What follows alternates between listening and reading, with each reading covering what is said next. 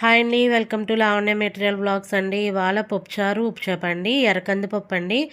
ఒక గ్లాస్ కందిపప్పుకి 2 గ్లాసులు నీళ్ళండి, అలాగే పచ్చిమిర్చి, పసుపు, ఆయిల్ వేసండి 3 విజిల్స్ రావనివ్వాలి. పప్పు గుత్తితో నలిపిన తర్వాత చింతపండు రసం, ఉల్లిపాయలు, టమాటా, కొత్తిమీర, ఉప్పు, కొత్తిమీర, కరివేపాకు, కారం వేసి బాగా మరగనివ్వాలండి. నెయ్యితో తాలింపు పెట్టుకోవాలండి. తాలింపు దినుసులు అన్నీ వేసుకొని మా ఛానల్ లైక్ చేయండి, షేర్ చేయండి, సబ్స్క్రైబ్ చేయండి.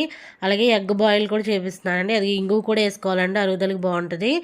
అలాగే ఎగ్ ఉడకబెట్టేసుకున్నది ఆయిల్లో ఫ్రై చేసేసుకునండి. ఒక గిన్నెలోకి తీసుకుని ఉప్పు కారం జిమ్ముకుంటే ఎగ్ ఫ్రై రెడీ అండి.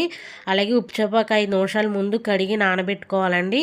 నానబెట్టుకున్నది ఇందాక ఎగ్ బాయిల్ చేసిన ఎగ్ ఫ్రై చేసిన ఆయిల్లోనే ఇప్పుడు చేసేదండి. నానబెట్టుకున్న ఉప్పుచేపలు దాంట్లో వేసుకునండి. ఉప్పు తక్కువ వేసుకోవాలండి, ఉప్పుచేప కాబట్టి. ఉప్పు కారం వేసుకుంటే రెడీ పప్పుచారు.